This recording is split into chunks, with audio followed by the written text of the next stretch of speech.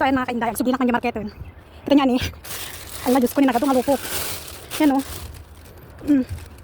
Nagadong alupot ni mga kainday. Ate kasta ni nagatagatan mo. Style niya ba dagatan ni? Ate nagatagatan mo. Yan o. Ayan o. Nagatagatan. Pero nagadoon yan o t-shirt na red. Hala, ginatagatan da. Nagloko daan. Ate ginatagatan da. Ayan o. Nagatang ba? Ano talagang style na? Style lang sa. Ayan o mga kainday. Ate puro nagatang. Ayan o, gildan. Sayang mga kainday na nagado.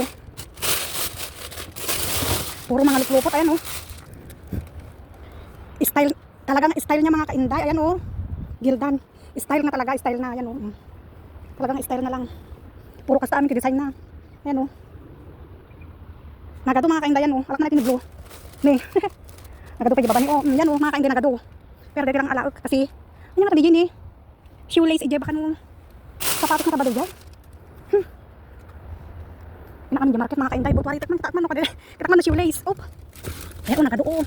Ang binulanggit ko. Nyata ni green. Hala o. Grabe nagado o. Puro mga luplupot. Ayan o red.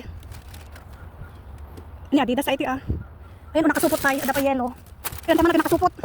Ayan o mga kainday nagado. Ayan tama natin nakasupot. Ayan ito ni. At ni yellow na pintas. Ayan ito eh. Oh. American. Nagalas di payat. So ayan tapos talaga